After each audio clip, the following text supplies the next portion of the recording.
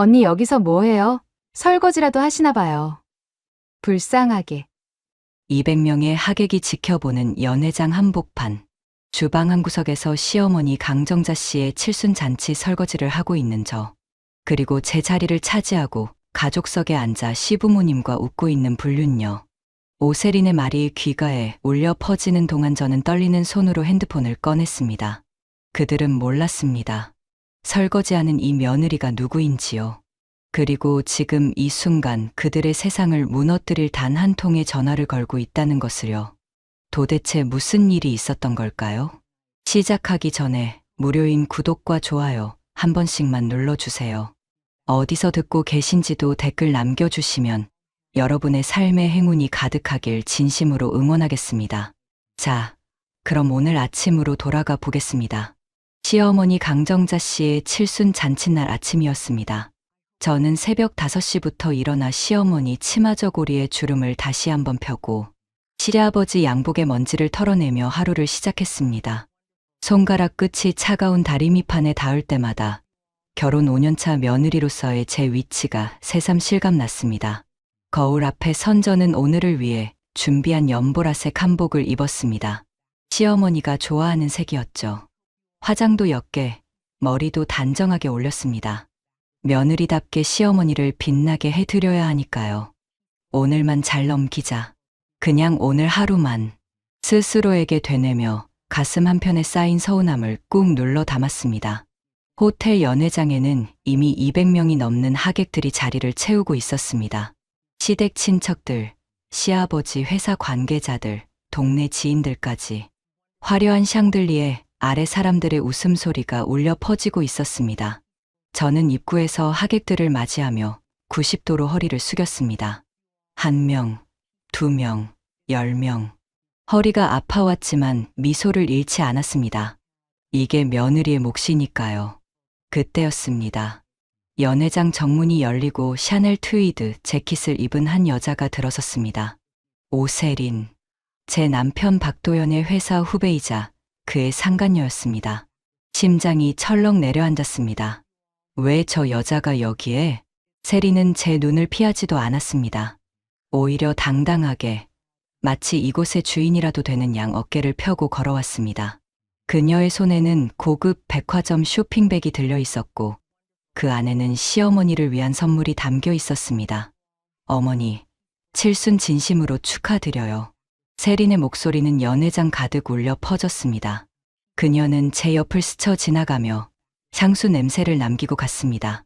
그 향기가 낯설지 않았습니다. 남편의 와이셔츠에서 맡았던 바로 그 향이었으니까요. 시어머니는 세린을 보자마자 화사한 미소를 지었습니다. 제게는 단 한 번도 보여준 적 없는 그런 따뜻한 미소였습니다. 아이고, 세린아, 왔구나. 어머니가 얼마나 기다렸는지 몰라. 어머니, 이거 작은 정성이에요. 마음에 드셨으면 좋겠어요. 이 착한 것 좀 봐라. 우리 세린은 정말 마음씨도 곱고 저는 그 광경을 지켜보며 입술을 깨물었습니다. 피가 날 것 같았지만 참아야 했습니다. 여기서 소란을 피우면 시어머니의 칠순을 망치는 건 저니까요. 정말이지, 이게 뭐란 말입니까? 며느리는 새벽부터 일어나 준비하고 남의 여자는 손님처럼 와서 칭찬을 받다니. 본 행사가 시작되고 시아버지 박태식 씨가 무대에 올라 인사말을 시작했습니다. 오늘 이렇게 많은 분들이 저희 집사람 칠순을 축하해 주러 와 주셔서 정말 감사합니다. 시아버지의 시선이 객석을 훑었습니다. 그리고 세린에게 멈췄습니다. 특히 오늘 앞으로 우리 가족이 될 사람도 함께 자리해 주셨습니다. 오세린 양, 일어나 보세요. 무슨 소리지? 귀를 의심했습니다. 앞으로 우리 가족이 될 사람. 저는 이미 5년째 이 집 며느리인데 대체 무슨?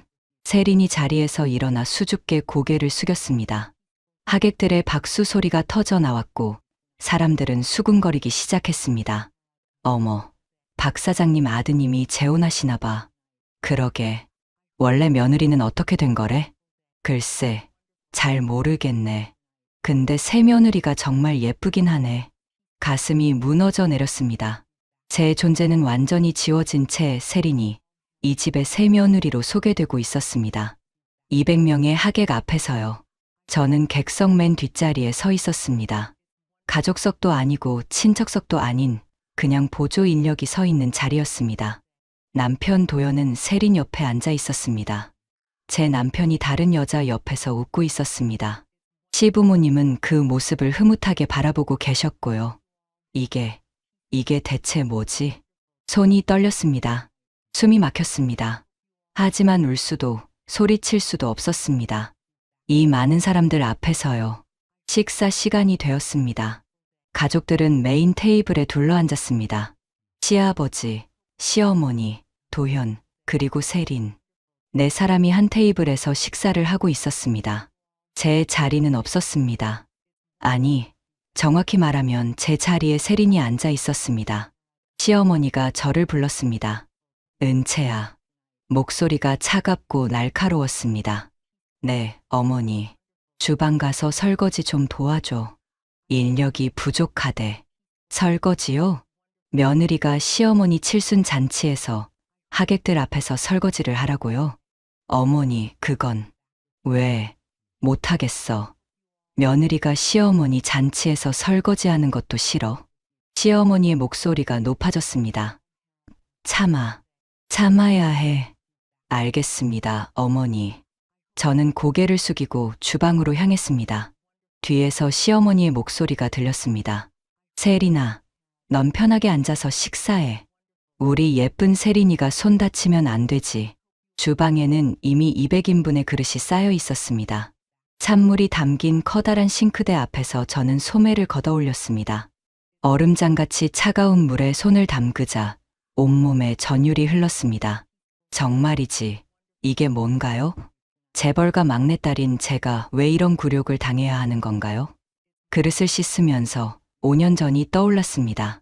도연을 처음 만났을 때 그는 성실하고 진실된 사람처럼 보였습니다.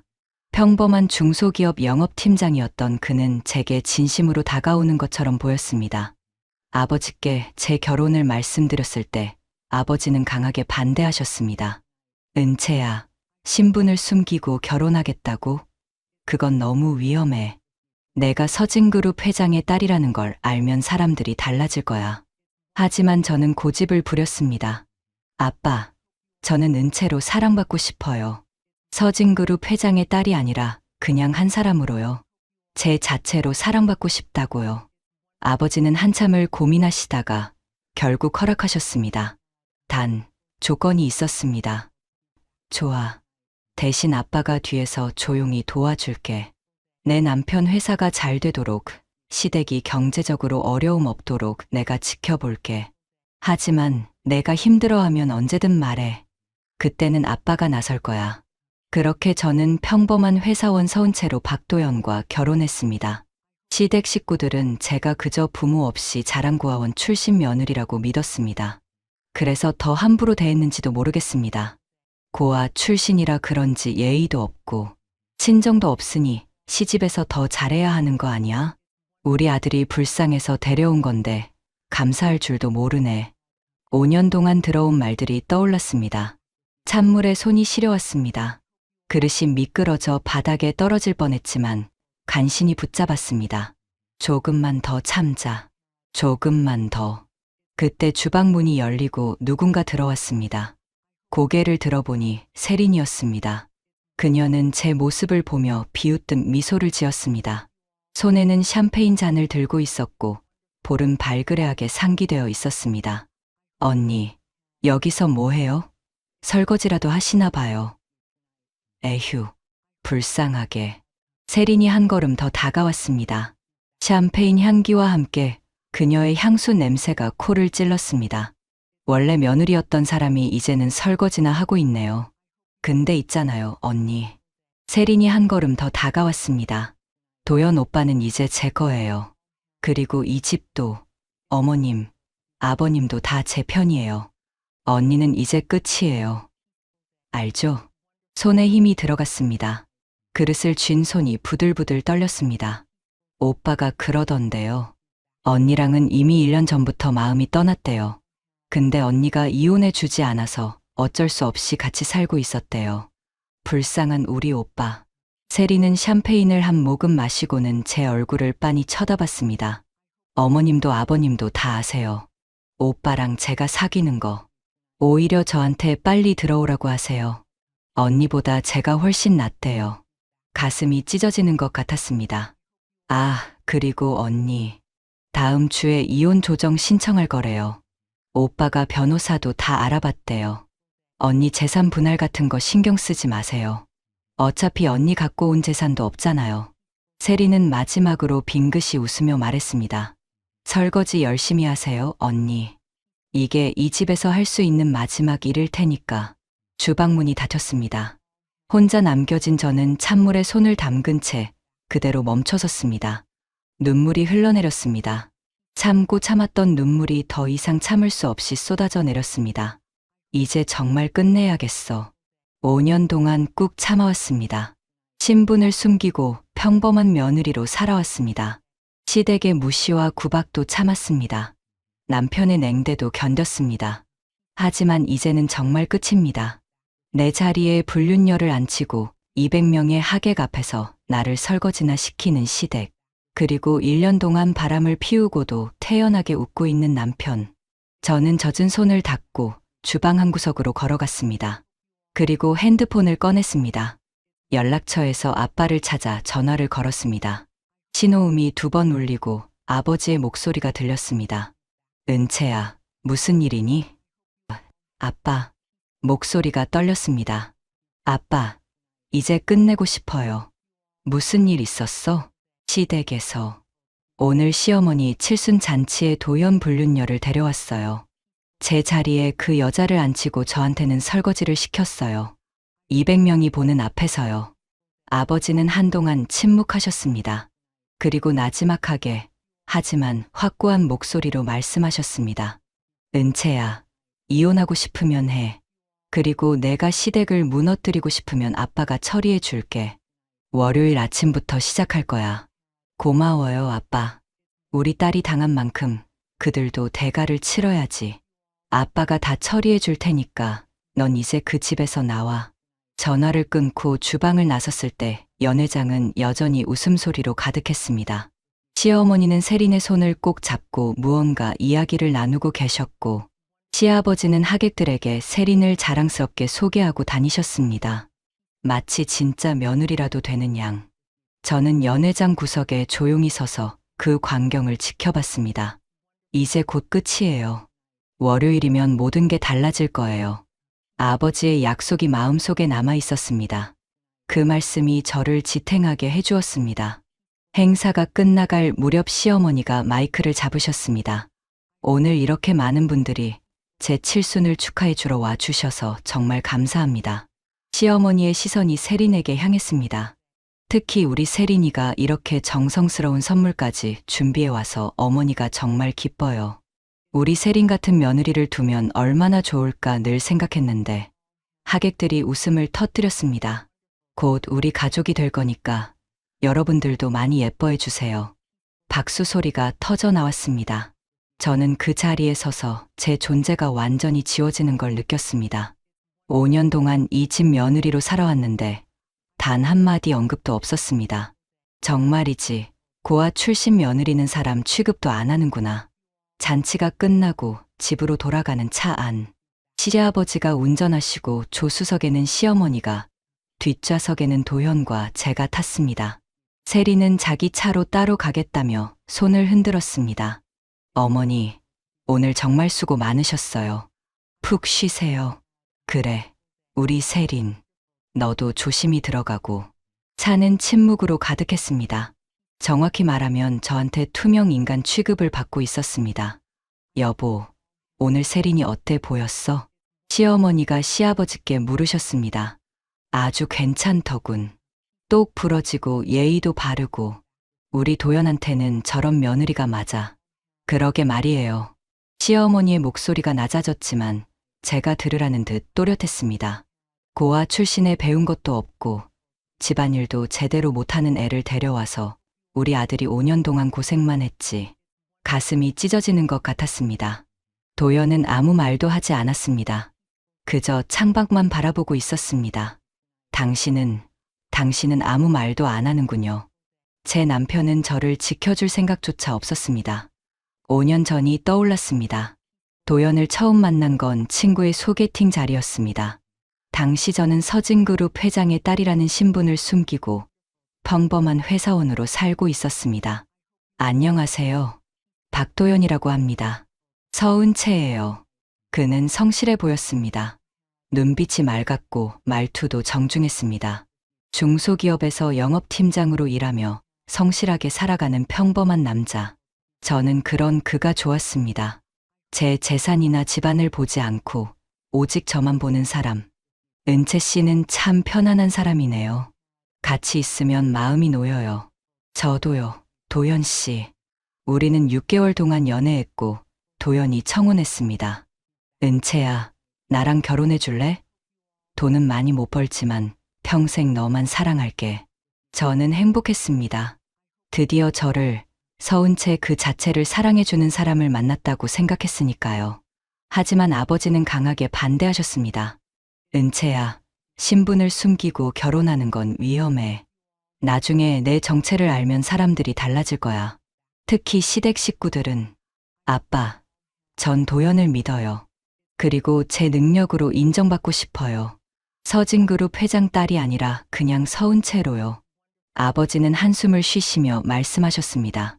그래, 내가 그렇게 원한다면. 하지만 아빠가 뒤에서 도와줄게. 내 남편 회사가 잘 되도록, 시댁이 경제적으로 어려움 없도록. 대신 힘들면 언제든 말해. 결혼식 날, 저는 평범한 원피스를 입고 작은 예식장에서 결혼했습니다. 하객도 몇 명 안 되는 정말 소박한 결혼식이었습니다. 시댁 식구들은 제가 부모도 없는 고아라는 걸 알고는 처음부터 깔보기 시작했습니다. 우리 아들이 불쌍해서 데려온 거지 뭐. 친정도 없으니까 시집에서 더 잘해야 하는 거 아니야? 하지만 저는 참았습니다. 그게 사랑이라고 생각했으니까요. 결혼 1년 차, 도연의 회사 태성테크가 갑자기 대기업 납품 계약을 따냈습니다. 여보, 우리 회사가 대박 났어. 서진그룹 계열사랑 납품 계약을 맺었다고. 도연은 신이 나서 저를 안았습니다. 저는 알고 있었습니다. 그게 아버지의 도움이라는 것을. 하지만 말하지 않았습니다. 시댁 식구들은 그때부터 태도가 달라지기 시작했습니다. 우리 아들이 원래 능력이 있었어. 역시 박씨 집안 DNA는 다르다니까. 앞으로 우리 집안이 잘 될 거야. 도연 덕분에. 하지만 저에 대한 태도는 변하지 않았습니다. 아니, 오히려 더 심해졌습니다. 며느리가 집안일도 제대로 못하면서 뭐 하고 사는 거야? 남편이 돈 벌어오는데 집에서 빈둥거리기만 하네. 저는 회사를 그만두고 전업주부가 되었습니다. 시어머니가 원하셨으니까요. 결혼 3년 차. 태성테크는 계속 성장했습니다. 서진그룹의 전폭적인 지원으로 직원도 100명이 넘어가고 매출도 급성장했습니다. 시댁은 큰 집으로 이사했고 시아버지는 고급 수입차를 뽑으셨습니다. 역시 우리 아들이 잘 나가니까 이렇게 되는 거지. 박 사장님 대단하세요. 이렇게 젊은 나이에 회사를 키우시다니. 주변 사람들의 칭찬이 쏟아졌습니다. 하지만 그 모든 게 제 아버지의 도움이라는 걸 아무도 몰랐습니다. 그리고 저에 대한 시댁의 태도는 더욱 냉랭해졌습니다. 우리 아들이 이렇게 성공했는데 며느리는 애도 못 낳고 뭐 하는 거야? 아들 하나 없으면 나중에 어쩌려고? 이러다 우리 집안 대가 끊기겠네. 결혼 4년 차. 도연이 달라지기 시작했습니다. 야, 오늘 회식이야. 늦을 것 같으니까 먼저 자. 또 회식. 이번 주만 벌써 4번째인데. 회사 일이 바쁘다니까. 이해 좀 해줘. 도연은 점점 늦게 들어왔고 주말에도 골프 모임이니 회사 일이니 하며 집을 비웠습니다. 그리고 6개월 전 도연의 와이셔츠에서 낯선 향수 냄새가 났습니다. 여보, 이 냄새는 뭐예요? 회사에서 여직원이 향수 뿌리다가 묻은 거야. 왜 그래? 아니에요. 저는 의심했지만 확신할 수 없었습니다. 그리고 3개월 전 도연의 핸드폰에서 카톡 알림이 울렸습니다. 세린 오빠, 오늘 저녁 우리 집에서 볼까요? 보고 싶어요. 심장이 멎는 줄 알았습니다. 여보, 이게 뭐예요? 대체 이게 뭐냐고요? 은채야, 진정해. 그냥 회사 후배야. 회사 후배한테 보고 싶다는 말을 해요. 하트 이모티콘까지 붙여서, 아, 그건 그 애가 좀 친근하게 대하는 스타일이라. 도연은 변명을 늘어놓았습니다. 하지만 저는 알았습니다. 제 남편이 바람을 피우고 있다는 것을. 시어머니께 말씀드렸을 때 돌아온 건 따가운 질책이었습니다. 그러니까 내가 집에서 남편을 제대로 챙기지 못한 거지. 애도 못 낳으면서 남편 마음이라도 잡아야지. 어머니, 그게 아니라 도연이. 우리 아들이 바람을 피울 리 없어. 내가 예민한 거야. 며느리가 남편을 의심하고 그러면 안 되지. 아무도 제 편이 아니었습니다. 차가 집 앞에 도착했습니다. 은채야, 내일 짐 싸. 현관문을 열며 도연이 차갑게 말했습니다. 뭐라고요? 이혼할 거야. 변호사도 알아봤어. 다음 주에 조정 신청할 거니까 넌 그냥 도장만 찍으면 돼. 도연아, 그게 무슨 재산 분할. 걱정 마. 어차피 내가 가져온 것도 없잖아. 위자료도 안 줄 거고. 그냥 깨끗하게 헤어지자. 도연은 제 대답도 듣지 않고 안방으로 들어가 문을 닫아 버렸습니다. 저는 거실에 혼자 남겨졌습니다. 시어머니가 부엌에서 물을 마시며 말씀하셨습니다. 당연한 거야. 애도 못 낳고 집안일도 제대로 못하는 며느리를 누가 원하겠어. 세린이가 훨씬 낫지. 내일까지 짐 다 싸서 나가. 우리 세린이 들어올 방 치워놔야 하니까. 저는 아무 말도 하지 못했습니다. 작은 방으로 들어가 문을 닫았습니다. 침대에 앉아 창밖을 바라봤습니다. 달빛이 차갑게 방 안을 비추고 있었습니다. 5년이었어.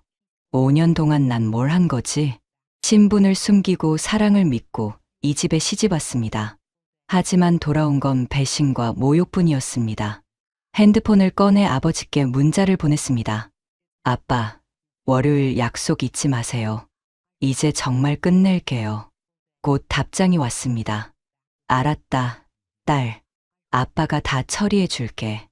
월요일 아침 9시, 태성테크는 지옥을 경험하게 될 거야. 저는 핸드폰을 내려놓고 눈을 감았습니다. 월요일, 당신들이 쌓아 올린 모든 것이 무너지는 걸 보게 될 거예요. 일요일 아침, 눈을 떴을 때 천장이 낯설게 느껴졌습니다. 5년 동안 매일 아침 보던 천장인데 오늘은 왠지 다르게 보였습니다. 이제 이 천장도 마지막이구나. 침대에서 일어나 창문을 열었습니다. 찬 공기가 얼굴을 스쳤습니다. 11월의 아침은 차갑고 쓸쓸했습니다. 옷장을 열었습니다. 5년 동안 모아둔 옷들이 빼곡히 걸려 있었습니다. 대부분 시어머니 취향에 맞춘 단정하고 수수한 옷들이었습니다. 이제 이런 옷은 입지 않아도 되겠지. 캐리어를 꺼내 짐을 싸기 시작했습니다. 옷을 개어 넣으면서 하나하나에 얽힌 기억이 떠올랐습니다. 이 베이지색 카디건은 시어머니 생신 때 입었던 옷. 그날 시어머니는 색깔이 너무 화려하다며 인상을 찌푸리셨죠. 이 회색 원피스는 도연 회사 창립 기념일 때 입었던 옷. 세린이 처음 우리 부부 앞에 나타난 날이었습니다. 하나하나가 상처였습니다. 옷장 깊숙한 곳에서 낡은 상자 하나를 발견했습니다. 뚜껑을 열자 결혼 전 제 모습이 담긴 사진들이 나왔습니다. 대학 졸업식 때 찍은 사진, 아버지와 함께 찍은 가족 사진, 친구들과 여행 갔을 때 찍은 사진. 그 사진 속에 저는 정말 행복해 보였습니다. 밝게 웃고 있었고 눈빛이 살아 있었습니다. 언제부터 이렇게 변한 걸까? 거울을 봤습니다. 5년 만에 제대로 본 제 얼굴이었습니다. 핏기 없이 창백한 얼굴, 생기 없는 눈빛, 굳어진 표정. 제 모습이 낯설었습니다. 정말이지, 이 집에서 저는 서서히 죽어가고 있었던 거였습니다. 똑똑, 문 열어. 시어머니의 목소리였습니다. 문을 열자 시어머니와 세린이 서 있었습니다. 뭐 하고 있어? 아직도 짐 다 안 쌌어? 곧 다 쌀 거예요. 세린이 제 방 안을 둘러보며 들어왔습니다. 어머, 이 방보다 넓네요. 여기 제 방으로 쓰면 되겠어요, 어머니. 그럼 우리 세린이 방이지. 이따가 인테리어 업체 불러서 다 바꿀 거야. 새 벽지도 바르고 가구도 새로 들여놓고 세리는 제가 5년 동안 써온 화장대 앞에 앉았습니다. 제 화장품을 만지작거리며 말했습니다. 어머니, 전 핑크색 벽지가 좋을 것 같아요. 그리고 여기 창가 쪽에 화장대 놓고. 좋지, 좋아. 우리 세린이 취향대로 다 바꿔주마. 저는 그 광경을 지켜보며 입술을 깨물었습니다. 제가 아직 이 방에 있는데 제 앞에서 인테리어 이야기를 하다니. 아, 그리고 언니. 세린이 저를 돌아봤습니다. 언니가 쓰던 화장품이랑 이런 거 다 버리고 가세요. 전 새 걸로 쓸 거니까. 중고는 싫거든요. 아, 그리고 옷장에 있는 옷들도요. 언니 옷 스타일이 너무 촌스러워서 전 못 입을 것 같아요. 시어머니가 웃으며 말씀하셨습니다. 그래, 그래. 다 새로 사줄게. 우리 세린이한테는 명품으로 사줘야지. 저는 더 이상 참을 수 없었습니다. 나가주세요. 뭐, 제 방에서 나가달라고요. 아직 제 방이에요. 시어머니의 얼굴이 굳어졌습니다. 뭐, 지금 내가 감히 누구한테 나가라고 해? 이 집이 누구 집인데? 오늘까지는 법적으로 저도 이 집 며느리예요. 그러니까 나가주세요. 이게 지금 뭐 하는 거야? 고아 주제에 어디서 말대꾸야? 고아 주제에. 그 말이 가슴을 찔렀습니다. 하지만 이제는 아프지 않았습니다. 이미 너무 많이 들어서 무뎌진 걸까요? 나가주세요. 이거 봐. 진짜 뻔뻔하네. 세린아, 가자. 여기 있으니까 기분 나빠. 두 사람이 방에서 나갔습니다. 문이 닫히자 다리에 힘이 풀렸습니다. 침대에 주저앉아 눈물이 흘렀습니다. 월요일. 빨리 월요일이 왔으면 좋겠어. 짐을 다 싸는데 1시간이 걸렸습니다. 캐리어 2개에 제 5년이 담겼습니다. 고작 이것뿐이었습니다. 거실로 나오자 시댁 식구들이 모여 있었습니다. 시아버지, 시어머니, 도현, 그리고 세린. 네 사람이 소파에 앉아 TV를 보고 있었습니다. 마치 이미 가족이 된 것처럼. 짐 다 쌌어? 도현이 저를 쳐다보지도 않고 물었습니다. 네, 그럼 나가.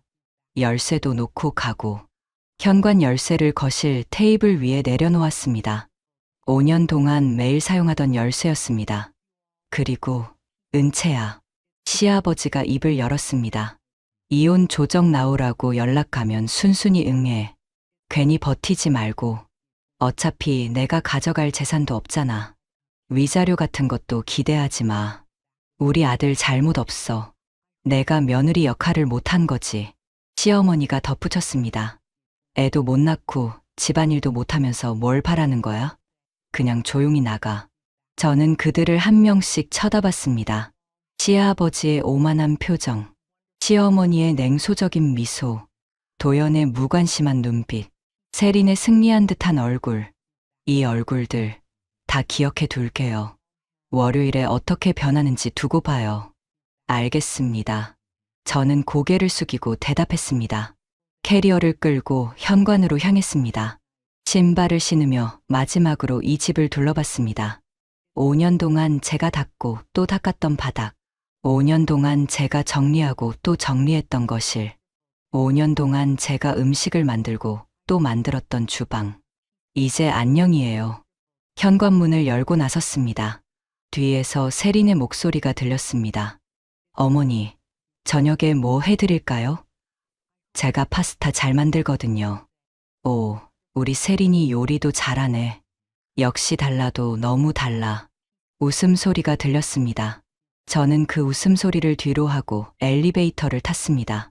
같은 시각, 서진그룹 본사 62층 회장실에서 서동혁 회장은 비서실장을 불렀습니다. 실장, 태성테크 건 어떻게 됐나? 네, 회장님. 말씀하신 대로 모든 준비가 완료되었습니다. 비서실장이 서류 뭉치를 테이블 위에 올려놓았습니다. 태성테크와 당사의 모든 거래 내역입니다. 연간 거래액 150억, 전체 매출의 65%를 차지합니다. 서동혁 회장은 서류를 천천히 넘겼습니다. 협력사 리스트는? 네, 여기 있습니다. 태성테크와 거래하는 1차, 2차 협력사 총 43개 업체입니다. 이 중 38개 업체가 당사와도 거래 관계에 있습니다. 좋아. 월요일 오전 9시 긴급 이사회를 소집해.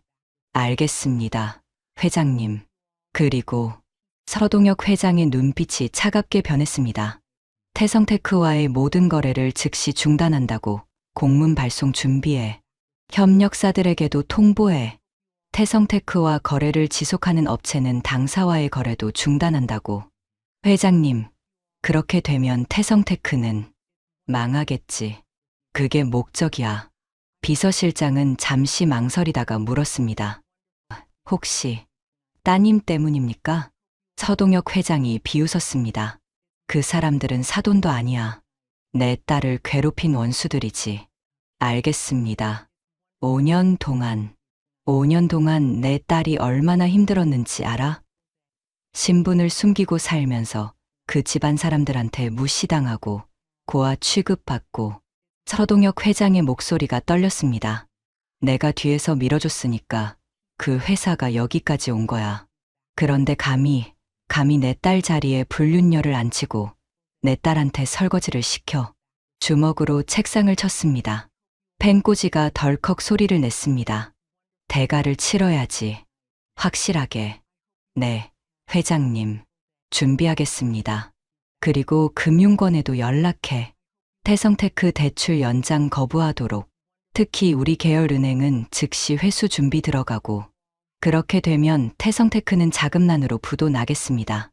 그게 딱 좋아. 서동혁 회장은 창밖을 바라봤습니다. 서울 시내가 한눈에 내려다 보이는 62층 회장실. 5년 동안 내 딸 덕분에 호의호식했으면 됐어. 이제는 그 대가를 치를 시간이야. 저는 호텔 체크인을 마치고 방으로 들어왔습니다. 깨끗한 흰색 침대, 정돈된 책상, 큰 창문 너머로 보이는 서울 야경. 시댁 작은 방과는 비교도 안 되는 넓고 쾌적한 공간이었습니다. 캐리어를 내려놓고 침대에 앉았습니다. 핸드폰을 꺼내 아버지께 전화를 걸었습니다. 은채야, 집 나왔어? 네, 아빠. 지금 호텔이에요. 잘했어. 내일부터는 내가 그 집안 사람들 걱정할 필요 없어. 아빠, 목이 메었습니다. 정말 괜찮을까요? 이렇게까지 해도? 은채야. 아버지의 목소리가 단호했습니다. 내가 당한 만큼, 아니 그 이상으로 갚아줘야 해. 그게 아빠 역할이야. 고마워요, 아빠. 내일 아침 9시 태성테크 박태식 사장 앞으로 서진그룹에서 공문이 갈 거야. 그 순간부터 그들의 지옥이 시작되는 거지. 네. 넌 그냥 편히 쉬어. 아빠가 다 처리할게. 전화를 끊었습니다. 창밖을 바라봤습니다. 서울의 밤은 화려하게 빛나고 있었습니다. 내일이면 모든 게 달라져. 시계를 봤습니다. 오후 7시. 월요일 아침까지 14시간. 14시간 후면 태성테크는 서진그룹으로부터 거래, 중단 통보를 받게 됩니다. 14시간 후면 시아버지는 회사가 무너지는 걸 보게 됩니다. 14시간 후면 그들은 자신들이 얼마나 큰 실수를 했는지 깨닫게 됩니다.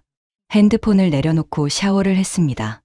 따뜻한 물이 몸을 감쌌습니다. 5년 만에 제대로 된 샤워 같았습니다. 거울을 봤습니다. 창백했던 얼굴에 조금씩 혈색이 돌아오는 것 같았습니다. 이제 시작이야.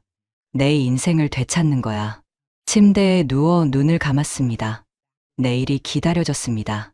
복수의 첫날이 기다려졌습니다. 월요일 아침, 호텔 침대에서 눈을 떴습니다. 시계를 보니 오전 7시 30분. 창밖으로 서울의 아침 풍경이 보였습니다. 출근하는 사람들로 가득한 거리, 바쁘게 움직이는 차들. 오늘이 그날이구나. 침대에서 일어나 커튼을 활짝 열었습니다. 11월의 차가운 햇살이 방 안을 가득 채웠습니다. 샤워를 하고 옷을 입었습니다. 시댁에서 입던 수수한 옷이 아니라 제가 원래 좋아하던 스타일의 옷. 진한 네이비 블라우스와 슬랙스.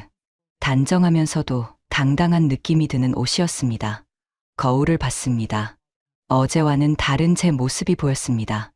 눈빛에 생기가 돌아온 것 같았습니다. 룸서비스로 아침을 주문했습니다. 크루아상과 오믈렛, 그리고 따뜻한 카페라테. 시댁에서는 항상 시어머니와 도연 먼저 차려드리고 제 식사는 남은 반찬으로 대충 때웠는데 이렇게 제대로 된 아침을 먹는 게 얼마만인지 모르겠습니다. 오믈렛을 한 입 베어 물었습니다. 부드럽고 따뜻했습니다. 맛있다. 5년 만에 느껴보는 진짜 여유로운 아침이었습니다. 시계를 봤습니다. 오전 8시 50분. 10분 후면 서진그룹에서 태성테크로 공문이 발송됩니다. 10분 후면 시아버지는 청천벽력 같은 소식을 듣게 됩니다. 심장이 두근거렸습니다. 같은 시각, 태성테크 사무실. 시아버지 박태식은 여유롭게 커피를 마시며 신문을 보고 계셨을 겁니다. 역시 우리 회사가 이번 분기도 잘 나갔어. 실적이 계속 오르고 있어. 비서에게 자랑스럽게 말씀하시며 창밖을 바라보셨겠죠. 내 실력으로 여기까지 온 거야. 아무것도 없던 회사를 이렇게 키웠으니 도연도 출근해서 영업팀 직원들과 회의를 하고 있었을 겁니다. 이번 달 목표는 200억입니다. 다들 열심히 합시다. 그리고 세리는 도연 옆자리에 앉아 달콤하게 속삭이고 있었겠죠. 오빠, 오늘 퇴근하고 우리 집에서 저녁 먹을까요? 평화로운 아침이었을 겁니다. 하지만 그 평화는 곧 산산조각 날 운명이었습니다. 오전 9시 정각. 제 핸드폰이 울렸습니다. 비서실장님. 아버지 비서실장님의 전화였습니다. 은채 양, 방금 공문 발송되었습니다. 네. 태성테크 측에서 10분 내로 연락이 올 겁니다. 알겠습니다. 전화를 끊었습니다. 손이 떨렸습니다. 긴장 때문인지 아니면 기대 때문인지 모르겠습니다. 창가에 서서 밖을 바라봤습니다. 이제 시작이에요. 당신들이 쌓아 올린 모든 것이 무너지는 거예요. 오전 9시 5분. 태성테크 사무실에 팩스가 도착했습니다. 비서가 서류를 들고 시아버지 사장실로 뛰어 들어갔을 겁니다. 사장님, 서진그룹에서 공문이 왔습니다. 서진그룹, 뭔데? 시아버지는 여유롭게 서류를 받아들었을 겁니다. 하지만 첫 문장을 읽는 순간 얼굴이 새하얗게 질렸을 겁니다. 귀사와의 모든 거래를 즉시 중단함을 통보합니다. 이게 무슨... 손이 떨려 서류를 제대로 잡지 못했을 겁니다. 왜 갑자기? 저희도 이유를 모르겠습니다. 연락해 보겠습니다. 비서가 급하게 서진그룹 구매팀에 전화를 걸었을 겁니다. 여보세요, 서진그룹 구매팀입니까? 저희 태성테크인데요. 방금 받은 공문이... 네, 맞습니다. 거래 중단입니다. 즉시 효력 발생입니다. 그런데 이유가 뭡니까? 저희가 뭘 잘못했습니까? 회장님, 지시 사항입니다. 더 이상 말씀드릴 수 없습니다. 딸깍, 전화가 끊어졌을 겁니다. 시아버지는 그 자리에 주저앉았을 겁니다. 이럴 수가. 서진그룹이 우리 매출의 65%인데. 오전 9시 20분. 제 핸드폰이 다시 울렸습니다. 이번에는 아버지였습니다. 은채야. 네, 아빠. 1단계 완료됐어. 태성테크에 통보했어. 네. 그리고 지금 협력사들한테도 연락 들어가고 있어. 태성테크랑 거래 지속하면 우리랑 거래 끊는다고. 가슴이 두근거렸습니다. 아빠, 그럼. 응. 오늘 하루 안에 태성테크는 거래처 대부분을 잃게 될 거야. 금융권에도 연락했어. 대출 연장 거부하고 회수 준비 들어간대. 아버지의 목소리는 차갑고 단호했습니다. 5년 동안 내 딸 덕분에 잘 살았으면 됐어. 이제는 대가를 치를 시간이지. 오전 10시. 태성테크 사무실은 아비규환이었을 겁니다. 협력사들로부터 걸려오는 전화, 팩스, 이메일. 죄송합니다. 박 사장님. 저희도 서진그룹이랑 거래가 있어서 부득이하게 귀사와의 거래를 중단해야 할 것 같습니다. 박 사장님, 정말 죄송한데요. 저희 입장도 어려워서 미안합니다. 서진그룹 쪽에서 압력이 들어와서 하나, 둘, 셋. 거래처가 하나씩 떨어져 나갔을 겁니다. 시아버지는 전화기를 붙들고 애원했을 겁니다. 김 사장님, 우리 10년 넘게 같이 일했지 않습니까? 이럴 수 있습니까? 박 사장님, 저도 어쩔 수 없습니다. 서진그룹이랑 거래가 끊기면 저희 회사도 망합니다. 딸깍. 박 이사님, 다음 주 납품은 어떻게 됩니까? 죄송합니다. 취소입니다. 서진그룹 쪽에서. 딸깍. 도현도 사무실로 뛰어들어왔을 겁니다. 아버지, 이게 대체 무슨 일입니까? 거래처들이 전부 연락을 끊고 있습니다. 나도 모르겠어. 서진그룹에서 갑자기. 서진그룹. 왜 서진그룹이 우리한테 이러는 겁니까? 모르겠다고. 아무 이유도 안 말해줘. 오전 11시. 제 핸드폰으로 문자가 왔습니다. 아버지 비서실장님이었습니다. 거래처 43개 중 38개 거래 중단 확인. 태성테크 매출의 약 80% 증발 예상. 저는 문자를 보며 침대에 앉았습니다. 80%. 하루 만에 매출의 80%가 사라진 겁니다. 이제 시작인데. 오후 2시. 은행에서 연락이 왔을 겁니다. 박 사장님, 다음 달 대출 연장 건인데요. 네네. 연장 부탁드립니다. 죄송합니다. 본사에서 거부 결정이 났습니다. 뭐라고요? 왜 갑자기? 박 사장님 회사 신용도가 급락했다고. 그리고 주거래 은행에서도 회수 검토 중이라고 들었습니다. 회수. 지금 당장 갚으라는 겁니까? 네, 죄송합니다. 시아버지는 전화기를 붙들고 소리쳤을 겁니다. 이럴 수가. 대출금이 50억인데 지금 당장 어떻게 갚아? 오후 3시. 시아버지는 비서를 불렀을 겁니다. 이게 대체 왜 이러는 거야? 우리가 뭘 잘못했어? 사장님, 혹시 서진그룹 쪽에 누가 계십니까? 아는 분이라도. 그때였을 겁니다. 시아버지의 머릿속에 한 가지 생각이 스쳤을 겁니다. 잠깐. 서진그룹. 5년 전 갑자기 서진그룹 계열사와 납품 계약이 성사되었던 일. 그때는 도연의 능력 덕분이라고 생각했습니다. 하지만 지금 생각해보니 도연아. 네. 아버지. 네, 장인. 5년 전에 서진그룹이랑 계약할 때 누가 중간에서 도와준 사람 없었어? 아니요. 제가 직접 프레젠테이션하고. 그게 아니라 누가 우리 회사를 서진그룹에 소개했어. 누가? 도연은 고개를 저었을 겁니다. 아무도 없었는데요. 그냥 우리 회사 실력으로. 시아버지는 컴퓨터를 켰을 겁니다. 그리고 서진그룹을 검색했을 겁니다. 서진그룹 홈페이지, 경영진 소개 페이지, 회장 서동혁. 그 사진을 보는 순간 이 사람 어디선가 본 듯한 얼굴이었습니다. 기억을 더듬었을 겁니다. 5년 전 도연 결혼식 날 식장 밖에서 잠깐 은채와 이야기하던 중년 남자. 아버님이세요? 은채에게 물었을 때 그녀는 고개를 저으며 대답했었죠. 아니에요. 그냥 아는 분이에요. 그때 그 남자의 얼굴, 그리고 지금 모니터에 비친 서진그룹 회장의 얼굴. 같은 사람. 아니, 확신할 수 없었을 겁니다. 시아버지는 더 검색했을 겁니다. 서진그룹 회장 가족. 기사가 나왔습니다. 서진그룹 서동혁 회장 일가는 막내딸은 극도로 사생활 보호. 막내딸 사진은 없었습니다. 철저히 보호되고 있었으니까요. 하지만 한 가지 정보가 있었습니다. 막내딸 이름 서은채 가명 사용 추정. 서은채. 시아버지의 얼굴이 새하얗게 질렸을 겁니다. 설마. 급하게 포털 사이트를 검색했을 겁니다. 서진그룹 회장 딸 서은채. 몇 개 안 되는 기사 중 하나에 흐릿한 사진이 있었습니다. 5년 전 그룹 창립 기념일 행사 사진. 멀리서 찍힌 흐릿한 뒷모습. 하지만 그 옆모습이 이게 며느리 은채와 똑같았습니다. 안 돼. 이럴 수가. 시아버지는 책상 서랍을 뒤졌을 겁니다. 도연과 은채의 결혼식 사진이 들어있는 앨범을 꺼냈을 겁니다.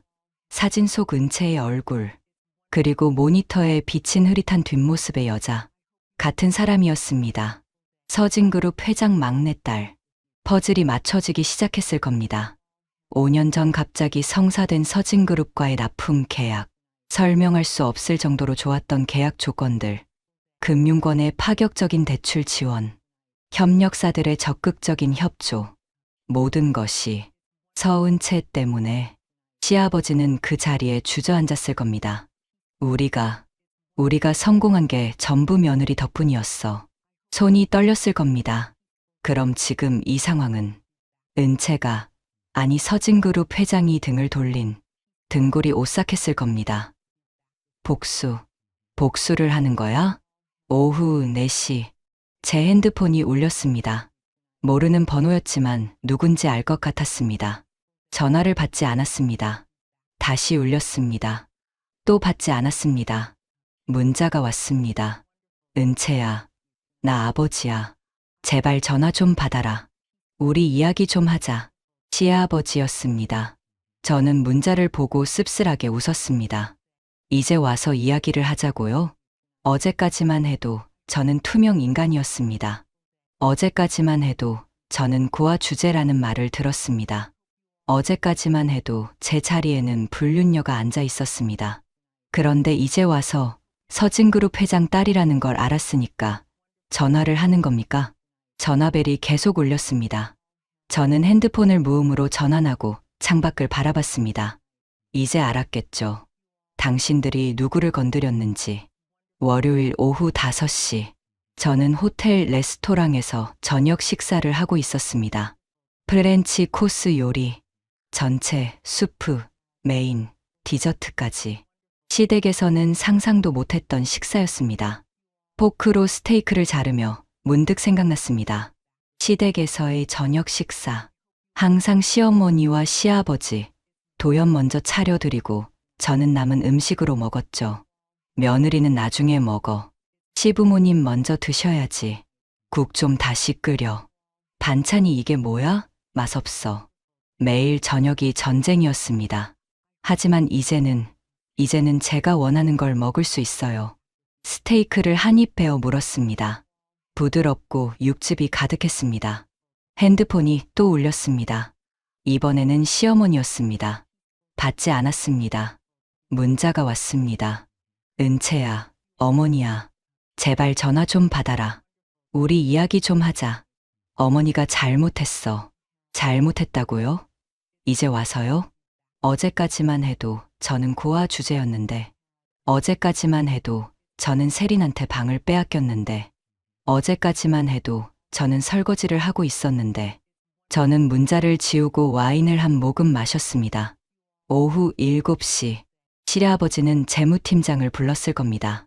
지금 우리 회사 현금 유동성 어떻게 돼? 사장님, 심각합니다.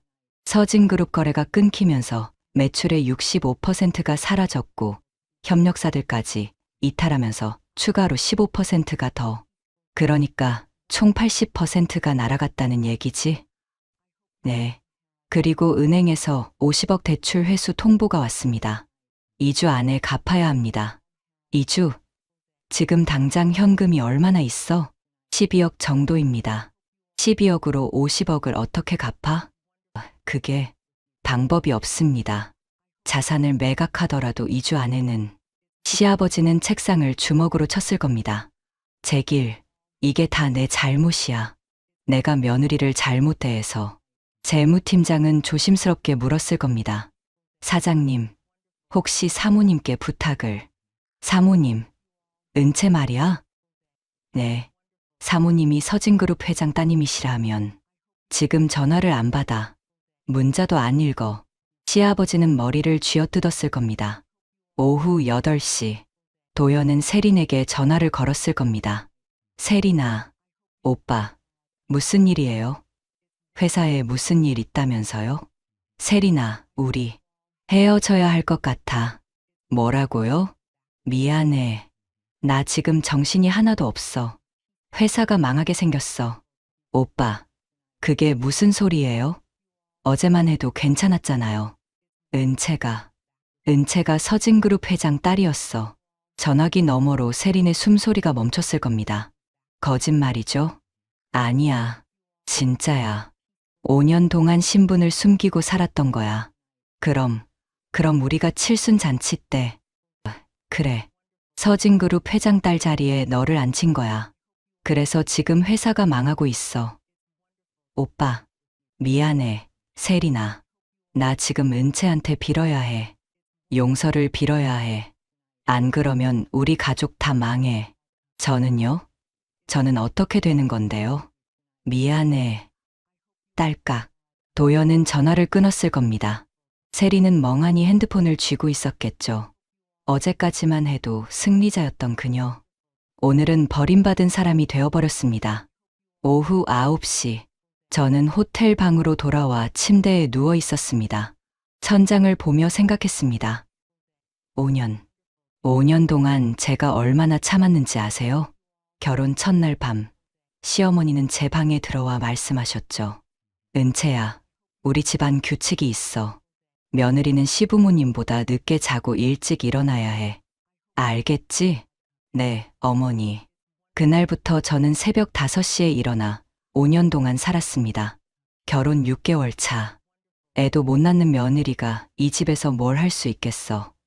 그냥 집안일이나 열심히 해. 시어머니의 차가운 목소리가 아직도 귓가에 맴돕니다. 결혼 1년 차. 명절 때마다. 친정도 없는 게 명절에 어디가. 여기서 일이나 해. 다른 며느리들은 친정에 다녀오는데 저는 혼자 시댁에서 20명 분의 음식을 준비했습니다. 결혼 3년 차. 도연의 생일날. 제가 정성껏 준비한 케이크를 보고 시어머니는 말씀하셨죠. 이게 뭐야? 사온 것도 아니고 집에서 만들었어. 우리 아들 생일인데 이런 걸로? 저는 그날 눈물을 삼키며 케이크를 다시 사러 나갔습니다. 결혼 4년 차. 도연이 늦게 들어오기 시작했을 때 남편이 밤 늦게 들어오는 게 다 며느리가 집을 편하게 못 만들어서야. 시어머니는 제 탓을 하셨습니다. 결혼 5년 차. 칠순 잔치날. 제 자리에 불륜녀를 앉히고 저한테는 설거지를 시켰습니다. 200명이 보는 앞에서요. 그 모든 걸 참았어요. 사랑한다고 믿었으니까요. 하지만 이제는 아닙니다. 핸드폰을 들고 아버지께 전화를 걸었습니다. 은채야. 아빠, 내일은 뭐 할 거예요?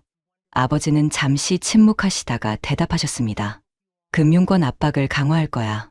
주거래 은행에서 대출 전액 회수 들어간다. 네.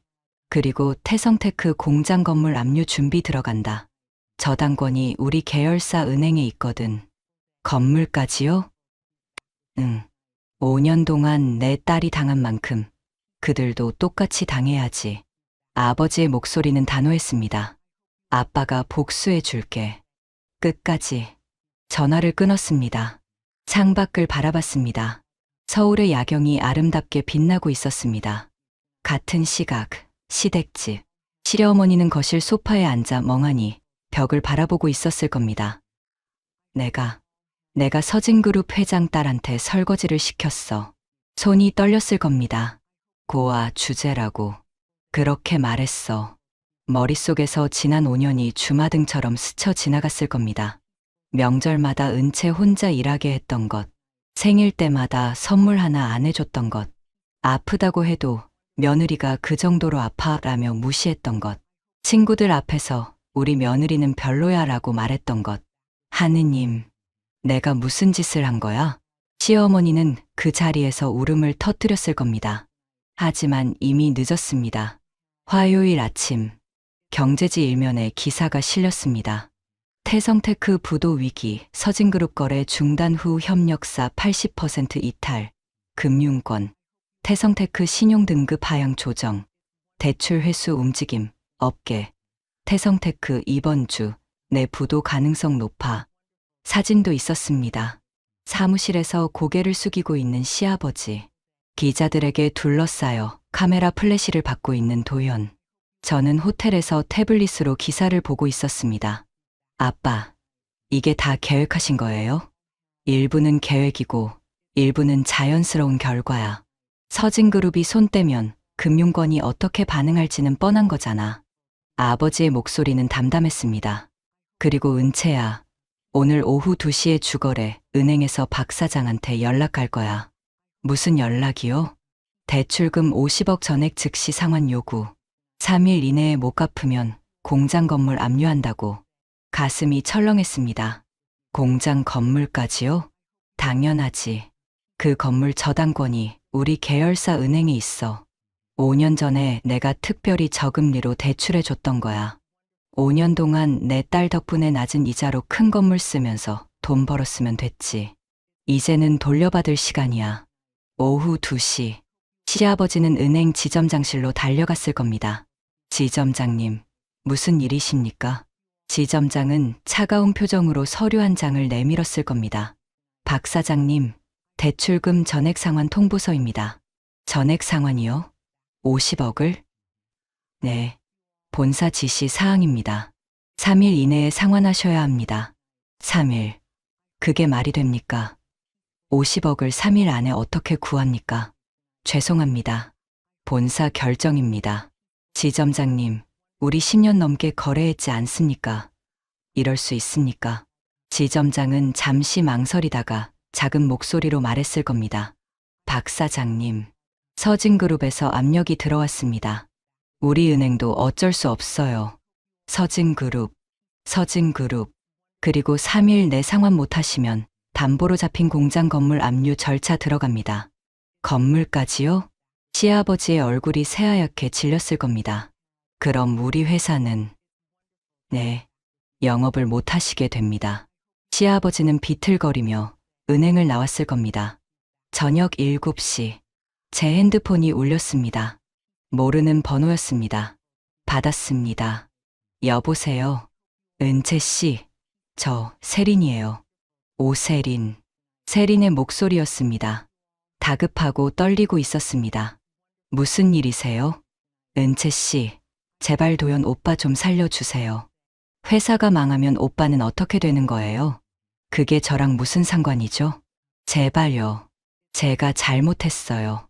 제가 칠순 잔치 때 언니 자리에 앉은 거 정말 잘못했어요. 이제 와서 잘못했다고요? 세린 씨. 네네. 세린 씨는 주방에서 저한테 뭐라고 하셨죠? 그건. 도연 오빠는 이제 제 거예요. 언니는 이제 끝이에요. 그렇게 말씀하셨잖아요. 은채 씨, 그건 제가 철이 없어서. 그리고 설거지 열심히 하세요, 언니. 이게 이 집에서 할 수 있는 마지막 일일 테니까. 이렇게도 하셨고요. 세린 씨, 저는 차갑게 말했습니다. 그 말 맞았어요. 설거지가 제가 그 집에서 한 마지막 일이었어요. 그리고 이제는 세린 씨 차례예요. 끝나는 거요. 안 돼요. 은채 씨. 딸깍. 전화를 끊었습니다. 주스를 한 모금 마셨습니다. 달콤하고 시원했습니다. 밤 11시. 시댁 거실. 시아버지, 시어머니, 도연이 모여 앉아 있었을 겁니다. 50억. 50억을 3일 안에 어떻게 구해?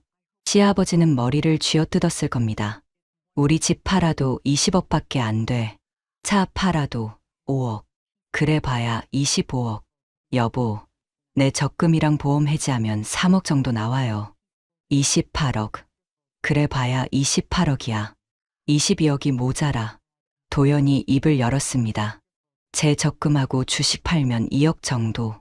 30억. 겨우 30억이야. 20억이 더 필요해.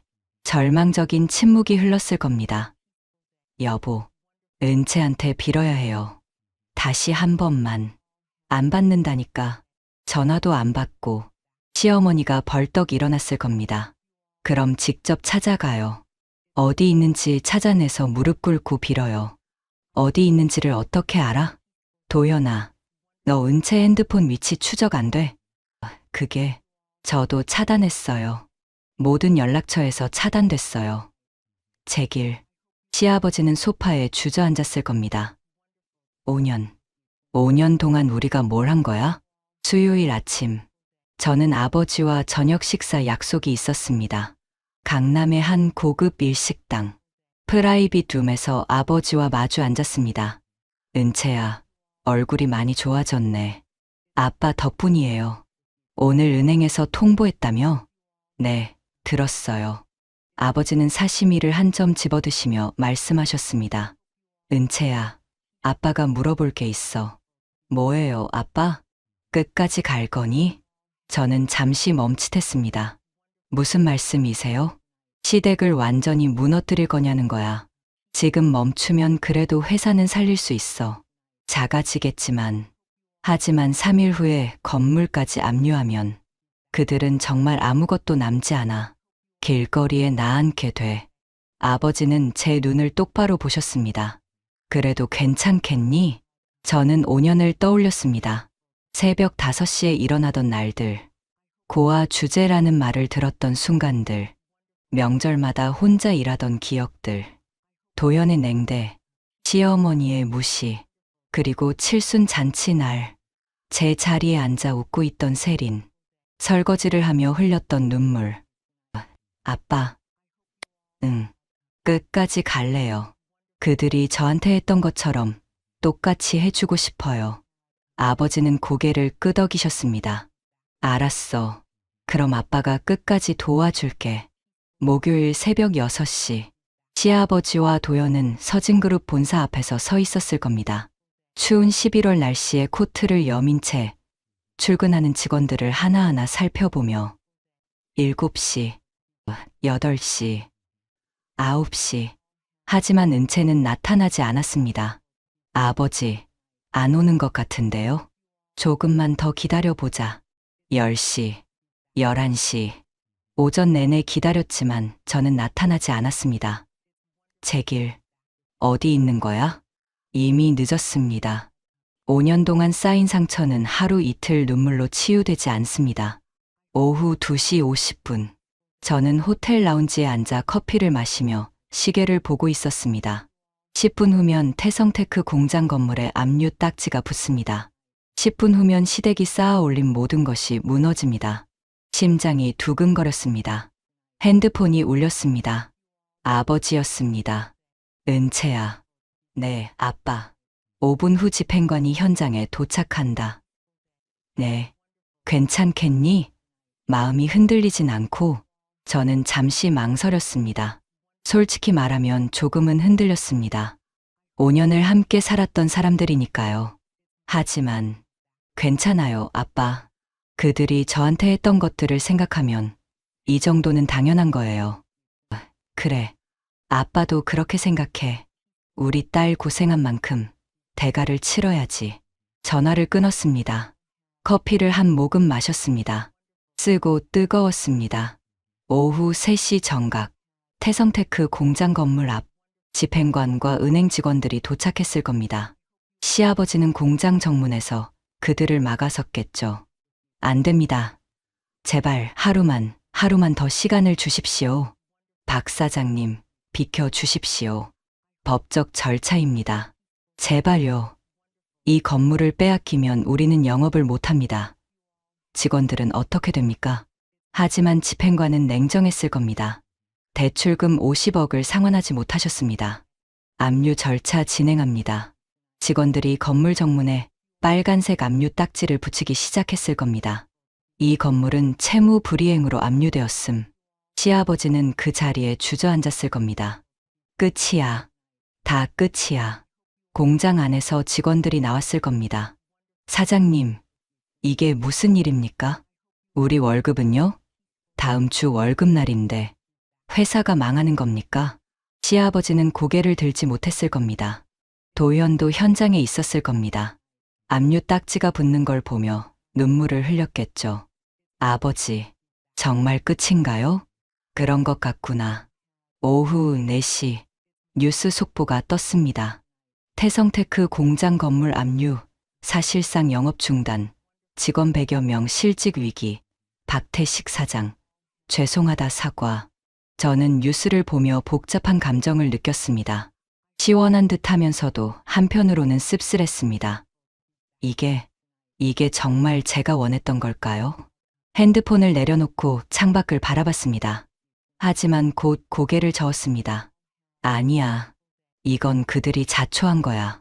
5년 동안 저한테 했던 것들을 생각하면 같은 시각, 도연은 세린에게 전화를 걸었을 겁니다. 하지만 세린은 받지 않았습니다. 1번, 2번, 3번. 문자를 보냈을 겁니다. 세린아, 제발 전화 좀 받아. 우리 이야기 좀 하자. 하지만 답장은 오지 않았습니다. 세린은 이미 떠난 겁니다. 회사가 무너지는 순간 가장 먼저 도망친 사람. 그게 바로 오세린이었습니다. 도연은 핸드폰을 쥐고 멍하니 서 있었을 겁니다. 결국 혼자 남았네. 오후 7시 시댁 거실. 시아버지, 시어머니, 도연이 모여 앉아 있었을 겁니다. TV에서는 태성테크 관련 뉴스가 나오고 있었습니다. 공장 건물이 압류되는 장면, 직원들이 짐을 싸서 나가는 모습, 빨간 압류 딱지. 어떻게 이렇게 된 거지? 시어머니의 목소리가 떨렸습니다. 우리가 잘못했어. 은채를 그렇게 대하지 말았어야 했는데, 이제 와서 후회해도 소용없어요. 도연이 말했습니다. 은채는 전화도 안 받고, 세린도 떠났고, 회사도 망했어요. 우리한테 남은 게 뭡니까? 시아버지는 대답하지 못했습니다. 밤 10시. 저는 호텔 침대에 누워 천장을 바라보고 있었습니다. 내일이면 모든 게 결정됩니다. 시댁의 운명이, 제 복수가. 핸드폰을 들어 아버지께 문자를 보냈습니다. 아빠, 내일 예정대로 진행하세요. 저는 괜찮아요. 곧 답장이 왔습니다. 알았다, 딸. 내일 오후 3시 공장 건물 압류 절차 시작한다. 그들이 쌓아 올린 모든 것이 무너지는 걸 보게 될 거야. 저는 핸드폰을 내려놓고 눈을 감았습니다. 내일이면 끝이에요. 금요일 아침. 가정법원 이혼 조정 첫날이었습니다. 저는 변호사와 함께 법원에 도착했습니다. 아버지가 선임해 주신 대형 로펌의 베테랑 변호사였습니다. 서은채님, 오늘은 조정 절차입니다.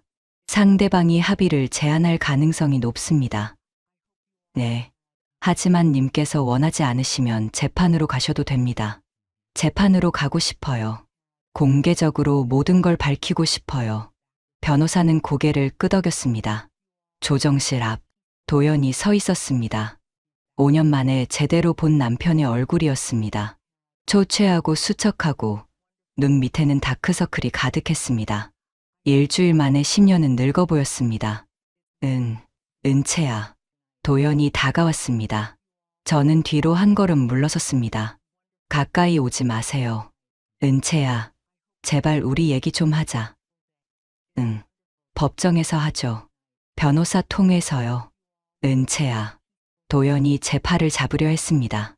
변호사가 막아섰습니다. 박도연 씨, 의뢰인께 접촉하지 마십시오. 법적 조치 취하겠습니다. 도연은 손을 걷었습니다. 조정실 문이 열렸습니다.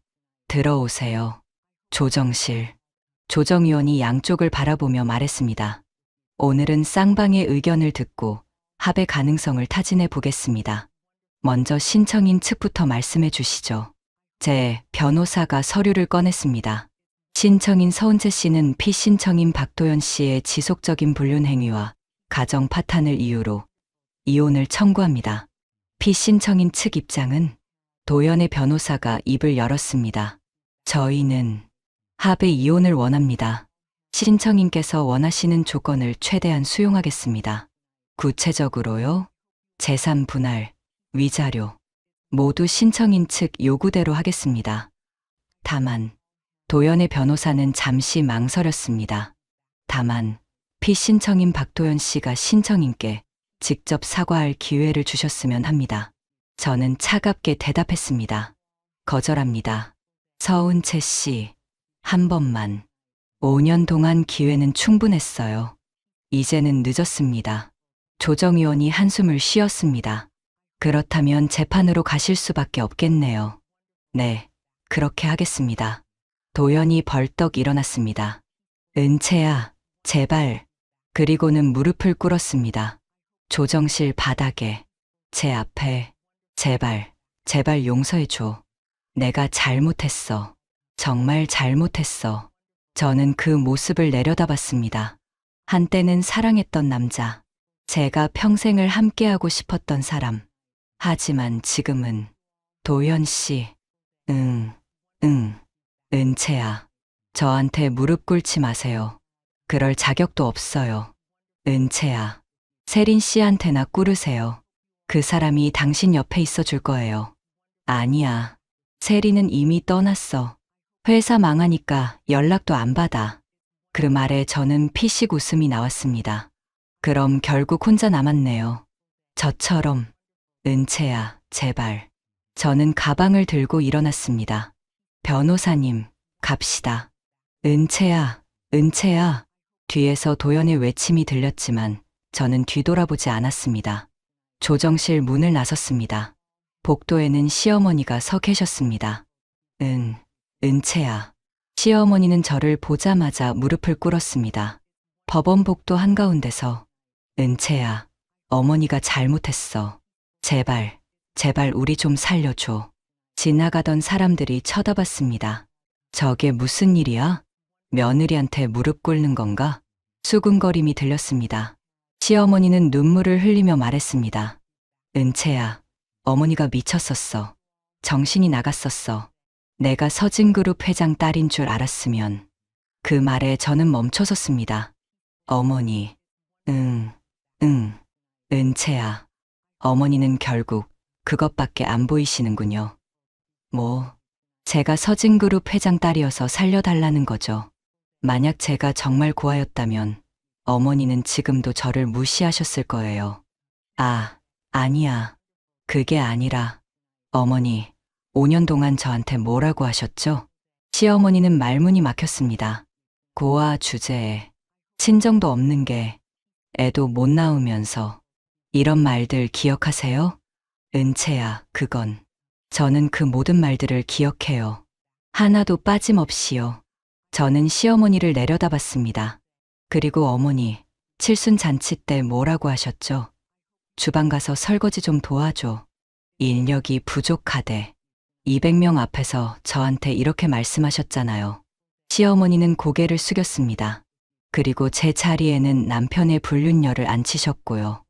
은채야, 어머니가 정말 잘못했어. 저는 가방을 고쳐 들었습니다. 어머니, 저는 어머니를 용서할 수 없어요. 안 돼, 은채야. 5년 동안 받은 상처가 너무 깊어요. 이제는 돌이킬 수 없어요. 저는 시어머니를 지나쳐 걸어갔습니다. 은채야, 제발, 우리 집도 빼앗기고 회사도 망했어. 우리 어떻게 살아? 어머니도 5년 동안 저를 그렇게 만들려고 하셨잖아요. 똑같은 거예요. 안 돼, 은채야. 시어머니의 울부짖음이 복도에 울려 퍼졌습니다. 하지만 저는 뒤돌아보지 않았습니다. 엘리베이터를 탔습니다. 문이 닫히는 순간 복도에 무릎 꿇고 있는 시어머니의 모습이 보였습니다. 미안해요, 어머니. 하지만 이미 늦었어요. 엘리베이터 안에서 저는 눈물을 흘렸습니다. 왜 우는지 모르겠습니다. 시원해서일까요?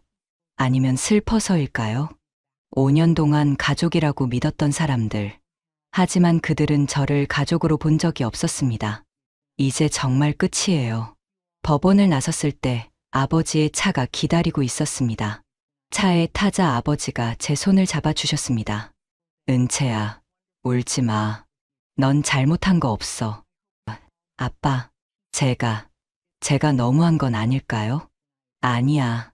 넌 당연한 걸 했어. 5년 동안 참은 것도 대단한 거야. 아버지는 제 눈물을 닦아주셨습니다. 이제 그 사람들 생각은 지워. 내 인생을 살아. 네, 아빠. 차가 출발했습니다. 백미러로 법원 건물이 점점 작아졌습니다. 그리고 그 안에 남겨진 시댁 식구들도.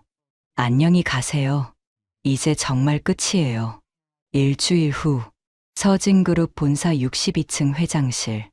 아버지께서 저를 부르셨습니다. 은채야, 앉아. 네, 아빠. 아버지는 서류 한 장을 제 앞에 놓으셨습니다. 이사회 결의서야. 읽어봐. 서류를 집어들었습니다. 서은채, 서진그룹 부회장 선임건. 아빠, 이게 내가 5년 동안 쉬었잖아. 이제 다시 일해야지. 하지만 갑자기 부회장이요? 아버지는 미소를 지으셨습니다. 갑자기가 아니야. 넌 원래 실력이 있었어. 5년 전에 신분 숨기고 평범하게 살겠다고 해서 회사 그만뒀지만 내 능력은 여전해. 그리고 은채야. 네, 아빠. 이제는 내 실력으로, 내 이름으로 당당하게 살아. 숨지 말고 아버지의 말씀에 눈시울이 뜨거워졌습니다. 고마워요, 아빠. 다음 주 월요일부터 출근해. 내 사무실 준비해뒀어. 1년 후, 봄날의 어느 오후, 저는 회사 근처 공원을 산책하고 있었습니다. 벚꽃이 흩날리고 아이들이 뛰어노는 평화로운 풍경이었습니다. 벤치에 앉아 커피를 마시며 생각에 잠겼습니다. 복수는 끝났어요. 시댁은 완전히 무너졌고 저는 제 자리를 되찾았습니다. 제가 원했던 결말이었습니다. 하지만 가슴 한편이 허전했습니다. 이게 정말 제가 원했던 걸까요? 5년 동안 받은 상처는 복수로 갚아졌지만 그 상처 자체가 사라진 건 아니었습니다. 시댁 식구들이 무너지는 걸 보며 느낀 쾌감도 잠시뿐이었습니다. 결국 남은 건 공허함이었습니다. 그래도 이제는 자유로워요. 저는 일어나 다시 걸었습니다. 앞을 향해 더 이상 과거에 얽매이지 않기로 했습니다. 시댁도, 도연도, 그 5년의 시간도 모두 제 인생의 한 페이지였을 뿐입니다. 이제는 새로운 페이지를 쓸 시간이었습니다. 그날 저녁, 아버지와 저녁 식사를 했습니다. 은채야, 요즘 어때? 좋아요, 아빠. 일도 재미있고, 사람들도 좋고. 그래, 다행이다. 아버지는 잠시 망설이시다가 물으셨습니다. 근데, 후회는 안 해? 뭐가요? 시댁을 그렇게까지 무너뜨린 거. 저는 와인 잔을 내려놓았습니다. 솔직히 말씀드리면요, 아빠. 후회는 안 해요. 그들이 저한테 했던 것들을 생각하면 당연한 대가였어요. 하지만 복수가 끝나고 나니까 그냥 허전해요. 아버지는 고개를 끄덕이셨습니다. 그게 인간이야, 은채야. 복수는 통쾌하지만 결국 빈자리만 남기지. 네, 그래도 넌 잘했어. 5년 동안 참은 것도, 복수한 것도, 그리고 이제 다시 일어선 것도. 아버지는 제 손을 잡아주셨습니다. 이제는 내 행복을 찾아. 복수는 끝났으니까. 이제는 진짜 내 인생을 살아. 고마워요, 아빠. 그날 밤, 집으로 돌아와 침대에 누웠습니다.